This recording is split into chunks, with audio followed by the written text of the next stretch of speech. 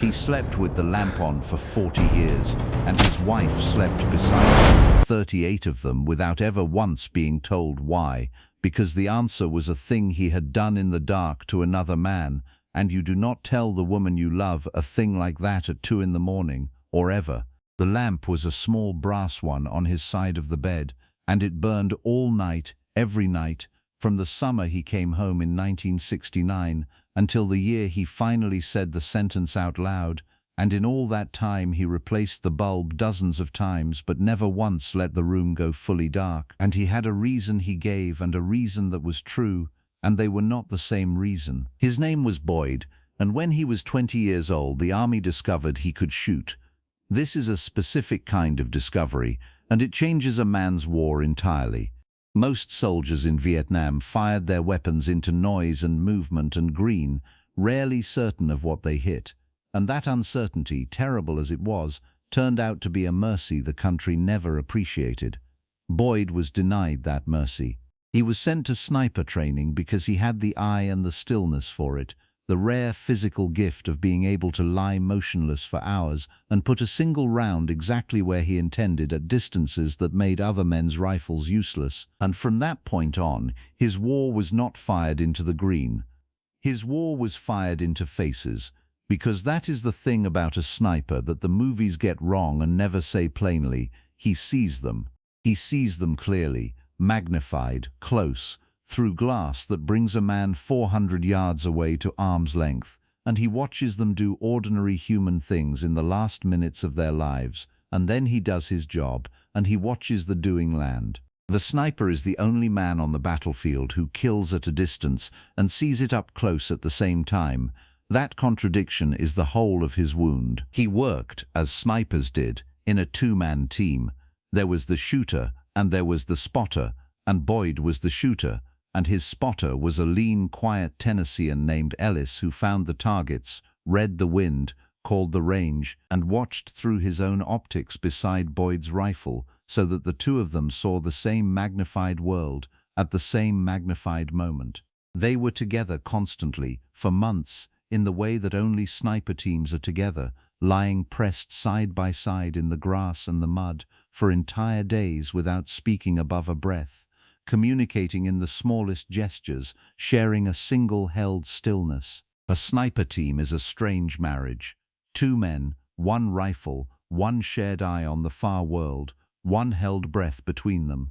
Ellis was the closest thing to a brother Boyd ever had, closer than a brother, because a brother has not lain beside you in silence watching you do the thing you can never take back, and never once flinched or judged, only ranged the next target and murmured the next number. The object Boyd carried home was the scope, not the rifle. The army kept the rifle, but the telescopic sight had come off a weapon that was being decommissioned, and through a quiet arrangement of the kind that happened at the end of things, Boyd had kept it, the actual optic he had looked through, and he brought it back to the States wrapped in a sock inside his duffel, and he never mounted it on anything again.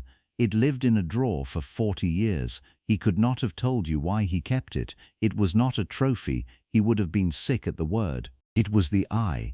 It was the specific piece of glass through which he had seen the faces, and keeping it was somehow both the punishment and the proof, the thing that said, this was real, you really saw them, you were really there behind this glass. It was not a nightmare you can wake from, because here is the very lens. Roughly 58,000 American names are carved into the wall in Washington, and the country has spent decades learning to grieve them. There is no wall for the ones on the other end of the scope, and there is no number a man like Boyd can put to what he did, because a sniper keeps a count whether he wants to or not, a private and exact and unforgettable count. And it is the one figure from the war that no memorial will ever hold, and no ceremony will ever honor, and no stranger will ever thank him for. He carried his number alone. Most of them did. If this story matters to you, consider subscribing. Every video here follows one person from the war they were sent to through the long quiet that came after, the decades the country never asked about. This is not a combat story. It is a story about a man who was given the gift of a perfect eye and made to use it for the one thing an eye should never do, and about why, for 40 years afterward, he could not let a room go dark. If someone in your family came home from that war and slept with a light on and never explained it, this is partly his story too. Now, back to Boyd and the lamp that never went out. Because the lamp was about the dark, and the dark was about the scope, and the scope was about the one thing Boyd had seen through it that he could not unsee, on a particular evening in 1968, at the end of a long still day in the grass, in the last light, when Ellis had ranged one final target, and Boyd had settled the crosshairs on a face, and something had happened in that face, in the glass, in the second before, that would follow him into every dark room for the rest of his life. But that comes later. First you have to understand what the days were like, the lying still, the waiting, the seeing, so that you understand what the dark eventually filled up with, and why a grown man would burn a lamp for 40 years rather than close his eyes in a room where the last thing he saw could find him. To understand the dark, you have to understand the waiting, because the waiting was where the seeing happened, and the seeing was what the dark filled up with later. A sniper's war was not the infantry's war of sudden violence and long boredom between. It was one continuous act of attention, hours upon hours of it, a discipline of looking so total that it rewired the men who did it. Boyd and Ellis would move into position before dawn, crawl the last distance on their bellies, and then lie down in the grass or the mud or the tree line and become, as much as two living men can, part of the landscape. And then they would watch, for 6 hours, for 10, for an entire day unmoving, while their muscles cramped and the insects walked across their faces and the sun crossed the whole sky, watching a stretch of trail or a tree line or a village edge through magnified glass, waiting for the target the mission had sent them to find. And in that waiting, Boyd saw everything. This is the part no one understands who has not done it. The infantryman sees his enemy for seconds, in chaos, as a threat. The sniper sees his for hours, in stillness, as a man. Boyd lay behind his scope and watched human beings live. He watched them cook and eat. He watched them wash. He watched a man he had been sent to kill sit down against a tree and take out a photograph and look at it for a long time. And Boyd, 400 yards away, watched him look at it and could not see the photograph, but could see the looking, and knew exactly what that looking was, because he had a photograph too. He watched men laugh at jokes he could not hear. He watched them be bored, be tired, be young. The magnification that made the killing possible also made the humanity unavoidable. He could not reduce them to green shapes and noise the way the war let everyone else do. The glass would not let him. The glass brought them close and held them there and made him know them, a little, before he was ordered to end them, and that knowing was the tax the scope charged on every shot, and it was a tax that came due, all of it, decades later, in the dark. Ellis was the only one who understood, because Ellis lay beside him through all of it, looking through his own glass at the same men. They did not talk about it. There was no language for it, and talking was operationally impossible anyway, so the two of them simply carried it together in silence, the shared weight of having seen. That was the deepest thing between them, deeper than friendship. They were the only two people on earth who had watched these particular men live and then die, and they held that knowledge jointly, split between them, so that neither had to carry the whole of it alone. Boyd used to think that was what made it survivable.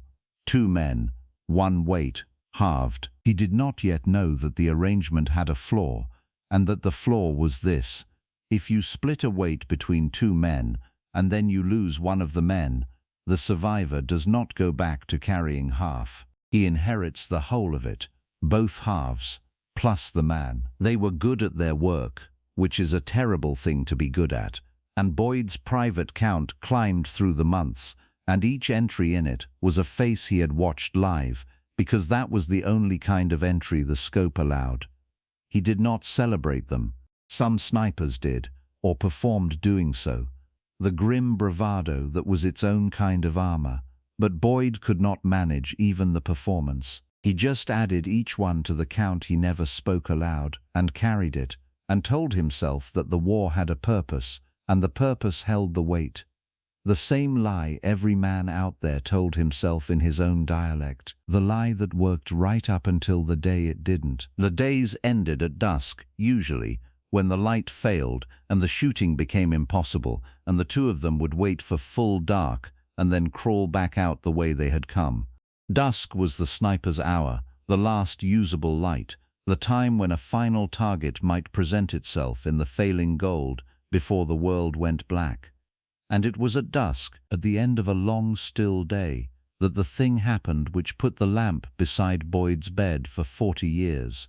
But to tell it properly, I have to hold it one more moment, because the shape of what happened depends on your understanding that by that evening Boyd had been looking through glass at living men for months, that he had watched dozens of them be human in his crosshairs, that the seeing had already worn him thin, so that when the last thing happened, it did not land on a fresh man.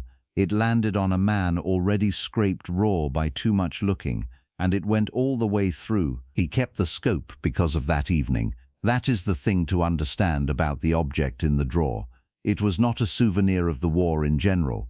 It was the specific glass through which, on a particular dusk in 1968, he had seen the one thing that broke the arrangement, the thing he and Ellis could not split between them because of what happened to Ellis in the same moment, so that Boyd came out of that evening carrying not half a weight, but all of it, both halves and the man, exactly as the flaw in the arrangement had always threatened. He wrapped the scope in a sock and carried it home and put it in a drawer and could not throw it away because throwing it away would have been a lie, would have said it didn't happen and it had happened, and the glass was the proof. He came home in the summer of 1969 to a small town and a girl he'd written to, and he married her, and he got work, and he did all the ordinary things a man does to build a life over a war. And on the first night in their first shared bed, he reached over and turned off the light, and lay down in the dark, and closed his eyes, and the dark was not empty. The dark was full of the last thing he had seen through the glass. He was up within the minute, heart going, and he turned the lamp back on, and told his new wife some small lie about not being able to sleep, and left it on, and it stayed on, and it was still on 38 years later, because Boyd had learned in that first minute the private law that would govern the rest of his life. In the light, he could keep the dusk at bay. In the dark filled up with what he had seen, and what he had seen was waiting for him every single time, patient as a sniper, exactly where he had left it, in the last gold light of an evening in 1968. What happened that evening in 1968 was this, and Boyd carried it alone for 40 years before he said it to a single living soul. It was dusk, the last usable light, and they had been in position since before dawn, and the mission was nearly over. Ellis, beside him, found one final target in the failing gold, a man at the edge of a tree line, 400 yards out, and ranged him and called the wind in the barely breathed murmur they used. And Boyd settled the crosshairs on the man's face and began the slow pressure on the trigger that he had made 10,000 times. And in the second before the last second, the man in the glass turned. He turned and looked directly back down the line of Boyd's scope, directly into the glass, directly, it seemed, into Boyd's own eye across 400 yards of dying light. As though he had known the whole time, as though he were looking not at a tree line, but at the specific man about to kill him, and the two of them locked eyes through the magnification for one suspended instant, and Boyd, who had never once flinched, who had a perfect eye and a still hand, completed the trigger pull, because that was the job, and the man's face, still looking into his, went away. And in the same instant, the exact same instant, so that forever after Boyd could not separate the two events, could not lay them side by side, because they had happened as one thing, a single enemy round came back out of that tree line, the dead man's covering element, or simple terrible chance, and it struck Ellis, lying pressed against Boyd's side, close enough that Boyd felt the impact of it through the ground and through their touching shoulders, and Ellis, the lean, quiet Tennessean who had ranged that final target, with his last useful breath, was gone before the light finished failing. So Boyd came out of that dusk, carrying both halves of the weight and the man besides, exactly as the floor had always promised. He had watched a man look into his eyes and die, and in the same breath he had lost the one person on earth who had shared the seeing, the only other soul who could have helped him carry that particular face, and the arrangement that had made it all survivable. Two men, one weight, halved, collapsed in a single second into one man holding everything. And the last thing his eye had recorded, the final image the glass had delivered before the world changed, was that face turning to look back into him. That was what waited in the dark. That was what the lamp held off. A man's eyes finding his across 400 yards in the last gold light, and the certainty, irrational and total and unkillable, that in the dark the man could find him again, could look back down the glass the other way now, could complete the circuit that dusk had started. He never told anyone, not the girl he married, not the children they raised, not a doctor, not a priest. He built a whole life on top of it, a good life by every visible measure, and he kept the lamp on and gave the small lie when anyone asked. A light sleeper needs to be able to see the clock, an old habit, and he carried the face and the count and the loss of Ellis for 40 years in the completest silence a man can keep. The scope stayed in the drawer. Some nights, rarely, in the worst stretches, he would take it out and hold it, and look through it at the lit bedroom, at the ordinary safe illuminated room, as though to prove to himself that the glass now showed only lamplight and not the dusk. And then he would wrap it back in the sock and put it away, and leave the lamp on, and not sleep. What finally broke the silence was the wife. Not through pressure. She had long since stopped asking about the light, had folded it into the geography of their marriage the way spouses do with each other's unexplained arrangements. It broke because she was dying. She had a slow cancer, the kind that gives a couple a year of knowing, and in that year the ordinary defenses came down the way they do when the end is in view and there is no longer time for the small lies. She was in a hospice bed they had moved into the front room, and it was night, and Boyd was sitting with her in the lamplight he had insisted on even there, and she looked at him and said, not as an accusation but as a last request, that she had slept beside him for 38 years with the light on, and had never asked him why, and that she was going soon, and she would like, before she went, to finally know her husband. She said, tell me about the light. I've earned the light. And Boyd, 70 years old, at the bedside of the dying woman he had loved and lied to for 38 years, finally said it. He told her about the scope and the seeing, the months of watching men live in the glass. He told her about Ellis, the shared weight, the marriage of the sniper team. And he told her about the dusk, the face that turned, the eyes that found his, the round that took Ellis in the same instant, the way he had come out of that evening carrying all of it alone. He told her what waited in the dark, and why he had never been able to close his eyes in a room where it could find him.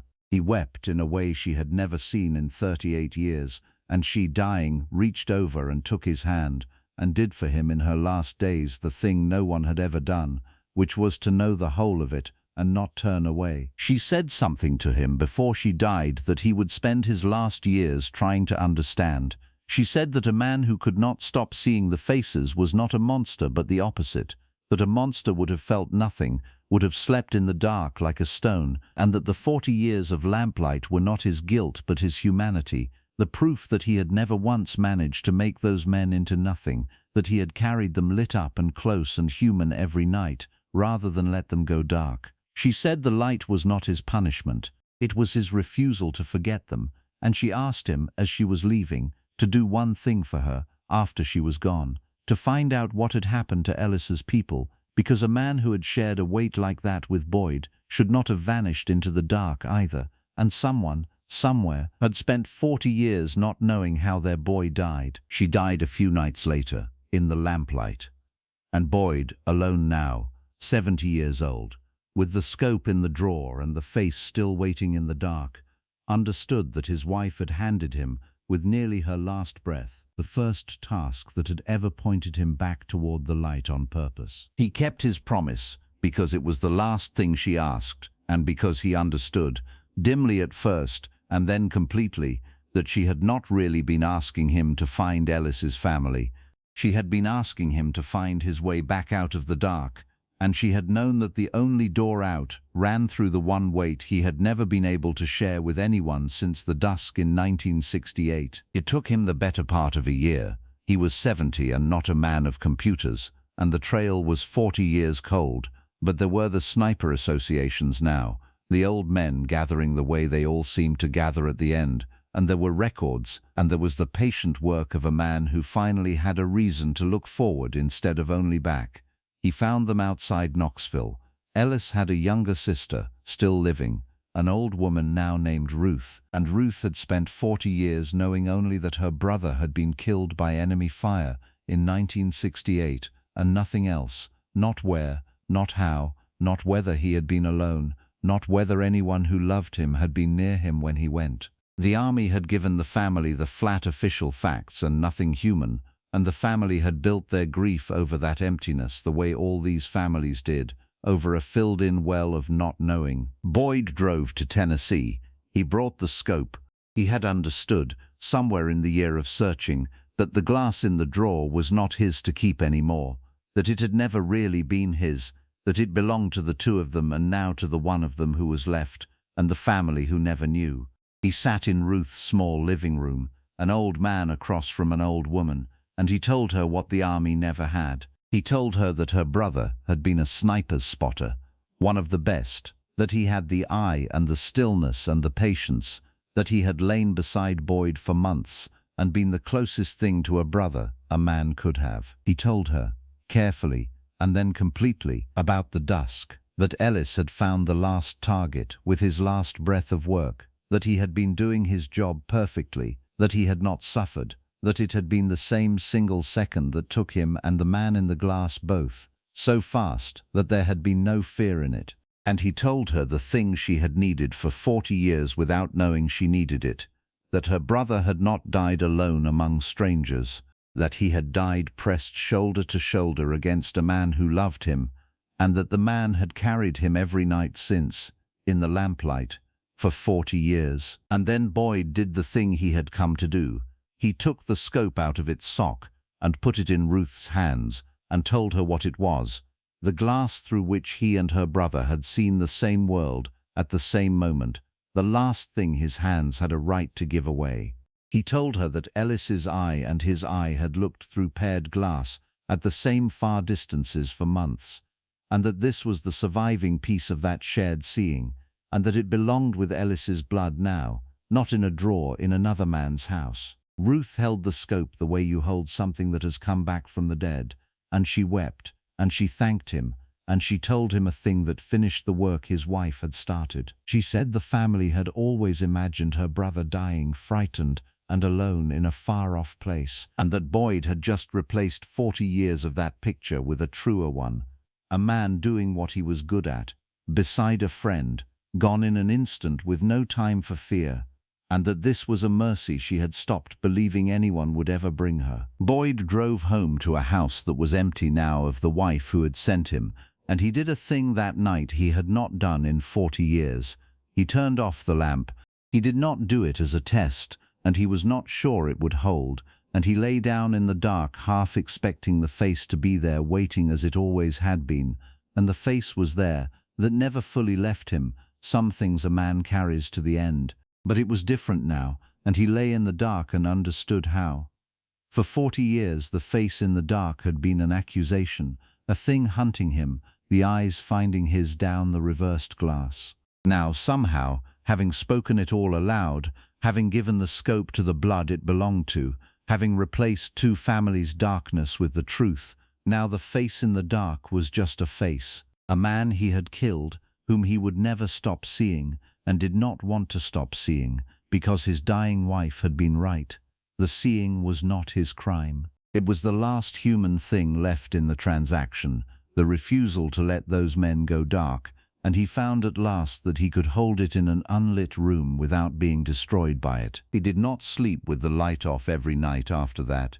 Some nights the dark was too full, and he turned the lamp back on, and that was all right too.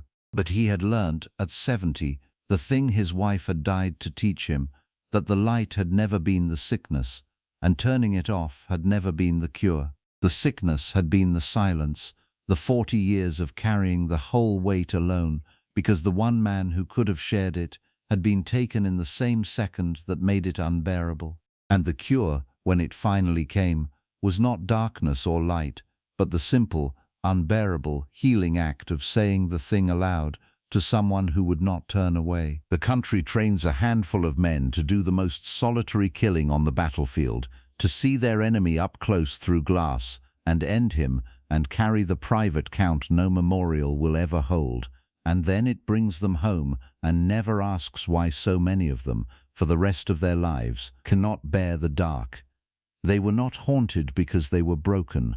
They were haunted because they had seen, because the glass had made them know the men they killed as men, and a part of them refused, for 40 years in the lamplight, to pretend they hadn't. Boyd kept a lamp burning for 4 decades, not because he was a monster, but because he was the opposite, and he learned that too late to tell his wife, and just in time to tell his friend's sister, and to lay down at last some nights, in a dark that no longer only hunted him, because the face that waited there was in the end the last thing he had left of his own humanity, and he had decided to stop being afraid to look at it.